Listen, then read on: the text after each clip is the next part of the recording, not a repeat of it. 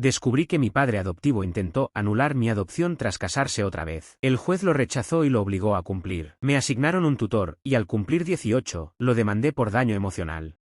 Para entender cómo llegué a ese momento, tengo que retroceder. Mi padre adoptivo se llamaba Richard. Lo conocí cuando tenía 3 años, en una casa hogar donde llevaba ya 14 meses esperando que alguien me quisiera. Las trabajadoras sociales decían que yo era un niño difícil, que había sido devuelto 2 veces antes por familias que no pudieron conmigo. Pero Richard llegó un día de lluvia, se agachó hasta mi altura, y me preguntó si quería ir a ver un partido de béisbol. Dije que sí. Me llevó a su casa, un departamento pequeño pero limpio, con una habitación pintada de azul que había preparado para mí. Esa noche me dio las buenas noches y dijo: esto es tu hogar ahora. No te vas a mover más, te lo prometo. Tenía 4 años cuando firmó los papeles de adopción. Recuerdo poco del proceso, solo que un día dejé de tener un apellido genérico y empecé a llevar el suyo. Los años siguientes fueron buenos. Richard trabajaba como gerente en una empresa de logística. Pasaba muchas horas fuera, pero los fines de semana hacíamos cosas juntos: ir al parque, armar rompecabezas, ver películas de acción. Me enseñó a andar en bicicleta. Me llevó a mi primer partido de béisbol. No era un padre cariñoso en el sentido físico, no daba muchos abrazos ni decía de te quiero a cada rato, pero lo sentía, estaba ahí. Cuando empecé la escuela primaria, iba a todas las reuniones de padres. Me ayudaba con las tareas de matemáticas. Si sacaba malas calificaciones, me sentaba en la mesa de la cocina y decía: vamos a resolver esto juntos. Me sentía seguro. Por primera vez en mi vida corta, tenía un lugar al que pertenecía. Todo cambió cuando llegó Mariana. La conocí cuando yo tenía 12 años. Richard la trajo a casa un domingo, diciendo que era una amiga del trabajo. Era morena, delgada, con una sonrisa que no llegaba a sus ojos. Me estrechó la mano como si fuera un adulto en una junta de negocios. Mucho gusto, me dijo. Nada más. Los primeros meses la veía cada vez más seguido. Llegaba con Richard después del trabajo. Se quedaba a cenar. Una mañana, encontré un cepillo de dientes rosado en el baño. Un año después, Richard me sentó en la sala y me dijo: Mariana y yo vamos a casarnos. La boda fue pequeña, en un jardín, con pocos invitados. Yo llevaba un traje azul que Richard me compró especialmente.